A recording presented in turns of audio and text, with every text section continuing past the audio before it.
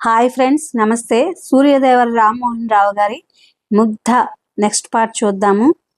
శాస్త్రీయంగా ఎన్నో ప్రయోగాల ద్వారా రుజువైన ఈ సిద్ధాంతంలో మనిషి తన మాటల కన్నా చేతలకే ఎక్కువ ప్రాధాన్యత ఇస్తాడని ఆలోచిస్తే మనిషి అనే ప్రాణికి మూల జంతువు అనే విషయం సులభంగా అర్థమవుతుంది. ఈ శరీర కదలికల శాస్త్రం ప్రధానంగా 4 భాగాలు: చేష్టల ద్వారా, అంగ విన్యాసం ద్వారా, స్థితి ద్వారా, దూరం ద్వారా ఈ హ్యూమన్ కమ్యూనికేషన్ అంటే మానవ సమాచారం అందించడం జరుగుతుంది. ఈ 4 పద్ధతుల్ని ఇంత సమాచారం అందించడానికి మూలమా, అది నిజమా అని మనకు సహజంగా సందేహం కలగచ్చు. నిజమే. దీనికి ఏకైక ఉదాహరణ చార్లీ చాప్లిన్ సినిమాలు. భాష, శబ్దం లేకపోయినా చాప్లిన్ అద్భుతమైన తన అంగ విన్యాసం ద్వారా అనన్య సాధ్యంగా చేసే భావ ప్రకటన చూస్తే చాలు మనకి తెలుస్తుంది. ఈ శాస్త్రం గురించి 100 పుస్తకాలు చదవడం కన్నా ఒక్క చార్లీ చాప్లిన్ సినిమా చూస్తే చాలు. మన నిజ జీవితంలో మన కదలికల్ని స్పష్టంగా గమనిస్తే చాలు మనకెన్నో ఉదాహరణలు దొరుకుతాయి. మనిషి నడుస్తున్నప్పుడు, పడుకున్నప్పుడు, పరిగెత్తినప్పుడు, నిద్రపోతున్నప్పుడు, కలలు కంటున్నప్పుడు, నవ్వుతున్నప్పుడు, ఏడుస్తున్నప్పుడు, మాట్లాడుతున్నప్పుడు, మౌనంగా ఉన్నప్పుడు, దెబ్బలాడుతున్నప్పుడు, కొండెక్కి దిగుతున్నప్పుడు, నగ్నంగా తయారైనప్పుడు, దుస్తులు వేసుకున్నప్పుడు, తీసుకుంటున్నప్పుడు, కూర్చున్నప్పుడు, నిలబడినప్పుడు, నిట్టూర్చినప్పుడు, కోపంతో అరిచినప్పుడు, అసహ్యంతో ద్వేషించినప్పుడు, కోరికతో కాలిపోతున్నప్పుడు, ద్వేషంతో రగిలిపోతున్నప్పుడు, పెను నిరాశ ఆవరించినప్పుడు, ఉత్సాహంతో ఉప్పొంగిపోతున్నప్పుడు, నిరాశ ఆవరించినప్పుడు, చెల్లెలి బుగ్గ మీద ముద్దాడుతున్నప్పుడు, ప్రేయసి కనురెప్పల కాటు మీద పెదవులు ఆనించినప్పుడు, భార్యను కౌగిలిలో బంధించినప్పుడు, పిల్లవాణ్ణి లాలించినప్పుడు, బాస్ పొగిడితే కాలర్ ఎగరేసినప్పుడు, తిడితే తల వంచుకున్నప్పుడు, నిరుద్యోగంలో కుమిలిపోయినప్పుడు, నిందలు భరించినప్పుడు, అనుకోని ఏ సంఘటనలైనా జరిగినప్పుడు, ప్రకోపంతో హత్య చేసినప్పుడు, జైలుకి వెళ్ళినప్పుడు, ఉరిదీయడానికి ఒక్క క్షణం ముందు, మనకు తెలిసి తెలియకుండా జరిగే ఎన్నెన్నో సంఘటనలు, మనం గుర్తుపెట్టుకోలేని గొప్ప స్వల్పమైన సంఘటనలు, పిల్లలు, పెద్దవాళ్ళు, స్త్రీలు, పురుషులు అందరికీ అనుభవంలోకి వచ్చే సంఘటనలు. ఆ సంఘటనలే మనిషి జీవితాన్ని మలుపు తిప్పుతూ ఉంటాయి. ఆ మలుపు తిప్పే సమయంలో ఆ వ్యక్తి లేదా జీవి ఆధారపడేది బాడీ లాంగ్వేజ్ మీదే. బాడీ లాంగ్వేజ్లో ఏదైతే ప్రధానమో, ఏ ప్రధాన అంశమో ఆ కదలికలు ఆయా మనుషుల్లో అందరిలో ఒక్కలాగా ఉండవు. ఎక్కువ మంది కుడి చేత్తోనే రాస్తారు, అతి తక్కువ మంది మాత్రమే ఎడం చేత్తో రాస్తారు. దానికి కారణం అలవాటు. తరతరాలుగా వచ్చే సాంప్రదాయం, జన్యుశాస్త్ర సంబంధమైన అంశాలు కూడా మనిషి కదలికల్లో ప్రధానమైన పాత్రను వహిస్తాయి. ఎక్కువ మంది మగవాళ్ళు తమ షర్టుల్ని కుడి చేతి మీదుగానే తొడుక్కుంటారు.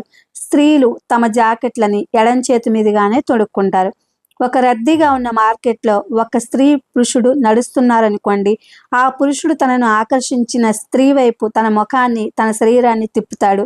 కానీ స్త్రీ తన ముఖాన్ని కాకుండా తన రొమ్ము భాగాన్ని పక్కకు తిప్పుకోవడానికి ప్రయత్నిస్తుంది.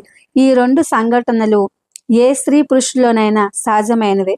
వారికి ప్రకృతి పరంగా వచ్చినవే తప్ప ఎవరూ నేర్పగా రాలేదు. టీనేజ్ ఆడపిల్లలు తమ వయసు కన్నా కొంచెం ఎక్కువ వయసున్న మగాళ్లతో మాట్లాడడానికి ఇష్టపడినంతగా తోటి వయసున్న మగపిల్లలతో మాట్లాడడానికి ఇష్టపడరు. అలాగే టీనేజ్ అబ్బాయిలు తమంత వయసున్న అమ్మాయిలతోనే మాట్లాడడానికి ఇష్టపడతారు. తనకంటే ఎక్కువ వయసున్న స్త్రీలతో మాట్లాడడానికి జంకుతారు. దీనికి కారణం కనుక్కోగలరా? ముగ్ధ దూరంగా కార్నర్ సీట్లో తనకెదురుగా కూర్చున్న వ్యక్తితో మాట్లాడుతున్న వ్యక్తి తీరుని స్పష్టంగా పరిశీలనగా చూస్తోంది. అతను ముదురు నీలం రంగు సూట్లో ఉన్నాడు. లేత నీలం రంగు టై అతని కంఠానికి అందంగా అమరింది. కుడి చేయి చూపుడు వేలు చెంప మీద మధ్యవేలు పెదవుల మీద ఉంది. ఎడమ చేయి మడత దగ్గరుంది. పొడవాటి ముక్కు, విశాలమైన కళ్ళు, కాలు మీద కాలు వేసుకుని కూర్చున్నాడు అతను. బాడీ లాంగ్వేజ్ థియరీ ప్రకారం అలా ఆ నిమిషంలో కూర్చున్న వ్యక్తి ఎదురు వ్యక్తి చెప్పేదానిని తనకిష్టం లేకపోయినా బలవంతంగా వింటున్నాడని అర్థం. నువ్వు చెప్పేదాంతో నేను ఏకీభవించడం లేదని అర్థం. అలా కూర్చున్న ఆ వ్యక్తి భావం ఏమై ఉంటుందో అలకతో చెప్పింది ముగ్ధ. నేను నమ్మను, నువ్వు చెప్పిందే కరెక్ట్ అని నమ్మకం ఏమిటి? ప్రశ్నించింది నీలిమ. కావలిస్తే అలకను వెళ్ళి అడుగుము, తెలుస్తుంది మళ్ళీ అంది ముగ్ధ. మరి వాళ్ళే విషయం మాట్లాడుకుంటున్నారో ఊహించగలవా? అలక ప్రశ్నించింది. ఏ విషయం గురించైనా మాట్లాడుకోవచ్చు, ఊహించి చెప్పడానికి నేనేం పామిస్ట్ని కాను. ఆ పోజుని కామన్ క్రిటికల్ ఎవాల్యూషన్ క్లస్టర్ అంటారు. అలాగ కూర్చున్న ప్రతి వాళ్ళల్లో 100కి 90 మంది 99% మంది అలాంటి స్పందనే ఉంటుంది. తన వాదనను సమర్థించుకుంది ముగ్ధ. అయితే చూడు, అతనికి ఎదురుగా కూర్చున్న వ్యక్తి నోటికి అడ్డంగా చూపుడు వేలు ఉంచుకుని ఆశ్చర్యాన్ని ప్రకటిస్తున్నాడా? మరి దాని అర్థం? అలకే అడిగింది. ఆ వ్యక్తి వైపు చూసింది ముగ్ధ. మొదటి వ్యక్తి కంటే ఆ వ్యక్తి వయసులో కొంచెం పెద్దగా ఉన్నాడు. తల నెరిసింది. వాంటెడ్గా ఒక అబద్ధాన్ని చెప్పడానికి ప్రయత్నించినప్పుడు ఆటోమేటిక్గా అతని ఎడమ చెయ్యి అతని మూతి దగ్గరకు వస్తుంది. ఆ సమయంలో అతను నెమ్మదిగా మాట్లాడతాడు. ఆ మాటలు అవతల వ్యక్తికి స్పష్టంగా వినబడవు. మనుషుల్లో ఈ అలవాటు చిన్నప్పటి నుంచి అలవాటు అవుతుంది. చిన్నపిల్లలు అబద్ధం ఆడినప్పుడు వాళ్ళని గమనిస్తే వాళ్ళు చేత్తో నోరు మూసుకోవడానికి ప్రయత్నిస్తూ అబద్ధం ఆడేసి పారిపోతారు. పెద్దయ్యాక కూడా వాళ్ళల్లో ఈ అలవాటు పోదు. అందుకే ఇది నిదర్శనం చెప్పింది ముగ్ధ. అందుకు ఇదే నిదర్శనం చెప్పింది ముగ్ధ. భలే బాగుంది నీ థియరీ. సురభి మెచ్చుకోలుగా ముగ్ధను చూస్తూ అంది. కానీ ముగ్ధ సురభి వైపు చూడడం లేదు, అలక వైపు చూస్తోంది. ఆ సమయంలో అలక చూపులు ముదురు నీలం రంగు సూటు వేసుకున్న వ్యక్తి మీదే ఉన్నాయి. ఏ అలక, వరుడు దొరికాడేమిటి? కవ్విస్తూ అంది ముగ్ధ. నవ్వుతూ తల తిప్పింది అలక. అదే సమయంలో సర్వర్ టిఫిన్ ప్లేట్లతో రెడీగా వచ్చారు. అందరూ టిఫిన్ల మీద పడ్డారు. అదే సమయంలో టిఫిన్ చేస్తున్న నీలిమ చూపులు దూరంగా కూర్చున్న ఒక పల్లెటూరి అబ్బాయి మీద పడ్డాయి. ఆ పల్లెటూరి అమ్మాయి ఎదురుగా ఉన్న భర్త ఏవేవో చెప్తుంటే అయిష్టంగా వింటోంది. భుజాలు నిండుగా బయట కప్పుకుని ఓ కాలు మీద ఇంకో కాలుని వేసుకుని కూర్చుంది. ఏ ముగ్ధ, ఆ జంటను చూడు. ఆ పల్లెటూరి అమ్మాయి ఎందుకలా కూర్చుందో చెప్పగలిగితే నువ్వు ఎక్స్పర్ట్వని నేను నమ్ముతానే అంది నీలిమ. స్వయంవరం మర్చిపోయారా? ఈ బాడీ లాంగ్వేజ్లో గోల ఎక్కడ నుంచి వచ్చిందే సురభి అంది. ఈ ఒక్కటేనా? తర్వాత నీ ఇష్టం అంది నీలిమ మళ్ళీ. అయితే విను. ఇప్పుడు మనకి చలేస్తోందా? లేదు కదూ. కానీ ఆ అమ్మాయి చలేయకపోయినా భుజాలు నిండుగా బయట కప్పుకుంది. పల్లెటూరు అమ్మాయిలు సాధారణంగా పట్టణాల్లో హోటల్స్కి వచ్చినప్పుడు మామూలుగానే కూర్చుంటారు తప్పించి కాలు మీద కాలేసుకుని కూర్చోరు. అవునా? ఆ వ్యక్తి చెప్తున్న దానిని ఆ అమ్మాయి అయిష్టంగా వింటోంది. అందరూ గమనించారు. మిగతా ముగ్గురు ఆ అమ్మాయిని చూశారు. అవును అన్నారు. ముగ్ధ పెదవుల మీదకి చిరునవ్వు ఒకటి వచ్చింది. ఆ అమ్మాయి బాధపడుతోంది అంది ముగ్గురు ముఖాల వైపు చూస్తూ. ఎందుకు బాధ? నీలిమ అంది. ఆ అమ్మాయి బాత్రూమ్కి వెళ్ళాలి. అందరి మధ్య మొగుడిని ఎలా అడగాలన్నది మొదటి ప్రశ్న కాగా, బాత్రూమ్ ఎక్కడుందో తెలియకపోవడం రెండో బాధ. ఇదే నిజమైతే మరో 2 నిమిషాల్లో ఆ అమ్మాయి సీట్లోంచి లేస్తుంది చూడండి నవ్వుతూ చెప్పింది ముగ్ధ. నిజంగా నమ్మలేనట్లు అందరూ ఆ అమ్మాయి వైపే చూస్తున్నారు. కరెక్ట్గా 2 నిమిషాలు జరిగాక ఆ అమ్మాయి లేచి నిలబడ్డం, ఆ మగ వ్యక్తి బాత్రూమ్ వైపు చేయి చెప్పడం ఒక్కసారి జరిగిపోయినాయి. Hip hip hurray! ఆనందాన్ని పట్టుకోలేక అరిచినంత పని చేసింది అలక. You are great Mugdha, Surabhi congrats చెప్పింది. అయితే ఆ బ్లూ సూట్ వ్యక్తి ఎదుటి వ్యక్తి చెప్పిన దాన్ని అయిష్టంగానే వింటున్నాడంటావా? నమ్మలేనట్టుగా అంది అలక. కావలిస్తే వెళ్ళి అడుగు. సబ్జెక్ట్ ఏదైనా సరే అతను అయిష్టంగా ఉన్నాడా లేదా తెలిసిపోతుంది ముగ్ధ అంది. అలక మనసులోని కోరిక ఆ కుర్రాన్ని ఎలాగైనా పలకరించాలని, అతన్ని మొట్టమొదట ఆ హోటల్లో రావడంతోనే చూసి అతని అందానికి, అతని హీమ్యాన్షిప్కి ఆశ్చర్యపడిపోయింది. అతన్ని చూడగానే ఆమెకు అమితాబ్ బచ్చన్ గుర్తొచ్చాడు, మిథున్ చక్రవర్తి గుర్తొచ్చాడు. అయితే వెళ్ళనా అంది అందరి వైపు చూస్తూ అలక. స్వయంవరానికి అంకురార్పణ చేస్తున్నావన్నమాట అంది నీలిమ చిన్నగా నవ్వుతూ. Wish you all the best అంది సురభి. కుర్చీలోంచి లేచి నిలబడింది అలక.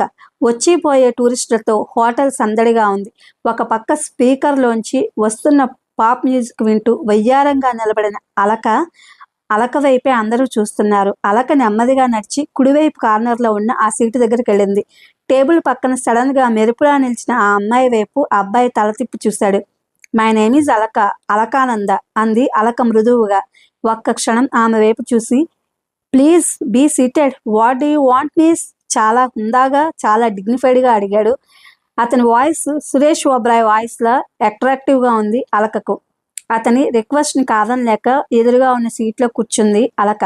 చుట్టుపక్కల టేబుల్స్ దగ్గర కూర్చున్న వాళ్ళ కళ్ళన్నీ వాళ్ళిద్దరి మీదే ఉన్నాయి. My name is Gautam, Jayadhyaksha, Bombay, చెప్పాడు జయాధ్యక్ష. ఇంతవరకు మీరిద్దరూ ఏ విషయం గురించి మాట్లాడుకుంటున్నారో తెలుసుకోవచ్చా? అలా అడిగిన అలక వైపు చూశాడు జయాధ్యక్ష ఆశ్చర్యంగా. మీకు అభ్యంతరం లేకపోతే, నెమ్మదిగా అంది అలక. తిరిగి మేమిద్దరం ఏం మాట్లాడుకుంటున్నామో తెలుసుకుని వస్తానని మీ ఫ్రెండ్స్తో పందెం కట్టారా? నవ్వుతూ అడిగాడు అతను. అవుననలేదు, కాదనలేదు అలక. మగవాడిని ఆడపిల్ల ఏం చూసి ప్రేమిస్తుంది? ఎందుకు ప్రేమిస్తుంది? ఈ సబ్జెక్ట్ మీద మా ఫ్రెండ్ తన అనుభవాలన్నీ చెప్తున్నాడు. వాటిని అయిష్టంగా వింటున్నాను అంతే అన్నాడు జయాధ్యక్ష. అయిష్టంగానే వింటున్నారా? టక్కున అడిగింది అలక. ఎస్. ఏం?